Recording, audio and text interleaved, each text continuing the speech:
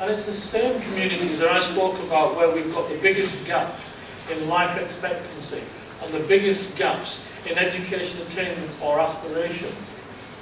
Working with the private sector, we're looking at how at Kirklees level we can have a local economic partnership that focuses on helping private sector to grow, to flourish, to create wealth and employment opportunities for Kirklees residents.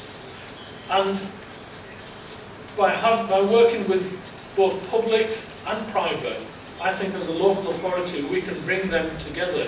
So the future economic strategy for Kirklees must have it in there, ingrained, issues around housing, around health, issues around diabetes or education attainment, issues around planning and sustainable growth. And only by bringing all that together can we guarantee all of our residents a good quality of life going forward, and also narrowing those gaps in inequalities in society which create tensions. Social cohesion is undermined by large gaps in inequalities and life chances. And one of the things that worries me greatly is that if you take any large UK city, any place like Huddersfield and Kirklees, and you will find from previous assessments there are certain parts in those cities where something like 4 out of 5 people will say they do not get on well with those from a different background. And that, by different background, maybe different race, maybe people who live in a rural and urban area. But in those areas, small but defined areas, there are people who feel like that. And I believe they feel like that because they think the public and private sector do not care about their issues. And I think that's why myself, as a politician, is very keen to ensure that as our local economy continues to grow, that we make sure that every individual has the aspiration to take maximum opportunity, maximum advantage of that. And one of our big achievements over the last 2 years has been supporting the local economy to grow.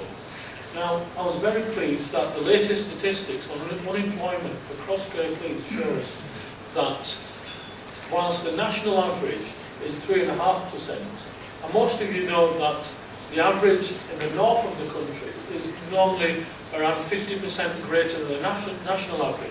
In Kirklees, the current statistics on unemployment are that it's just 4.1%, which is a great achievement of what I spoke about earlier, the public-private partnerships and the approach towards sustainable economic growth.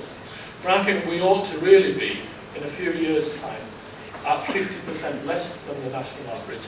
That's the kind of ambition and challenge that I have for people in this room who we work in partnership with, but certainly for the communities out there. And they wouldn't expect less than me. To be average is all right for many places, but for me, to be excellent is what we should always strive to be in local government. So some of the changes that we've made internally, if I can just focus on those, we had, up until this summer, we had different departments responsible for housing, different departments responsible for planning or economic development, and different departments responsible then for our sustainable carbon agenda. And what we view as the opportunity that we would have to reorganise the council because of the financial challenge is to bring that into one single department so that we can have an integrated single approach towards all those issues of housing, of the economy, of planning, of carbon reduction. But we need to go further. As the government reveals more of its plans on public health, on economic partnerships, we need to make sure that it's not just the council that's joined up, but the university, the college, the NHS, the police, all of our partners have the same sense of cohesion on this agenda and are moving together with us at the same ambitious pace over the next few years. So by articulating that kind of integrated approach, we can make far better use of the reduced budgets we're going to have over the next few years. And my challenge that I set myself personally is that we will probably have an organisation with a budget of 70% less than what we did at the beginning of this financial year. But with that 70% and this integrated sustainable approach, I strongly believe over the next few years we can actually achieve 140% of what we were achieving previously. And that's because the integrated approach will make sure that the public pound matched by the private pound is invested very sensibly in the areas where we've got absolute clarity about the targets and the outcomes. And I believe that we do need a strong focus on targets and outcomes, but always got to remember that what we do for people out there, those communities who we need to improve their aspiration and life chances, that they actually do see the impact. Too many plans, too many targets quite often are focused and have been focused on process, as opposed to people in the street coming up to ourselves and saying, you have made a difference to my life by doing A, B or C. And I get that actually. Many people do come up to me and say, we have made a difference to the quality of their life over the last few years.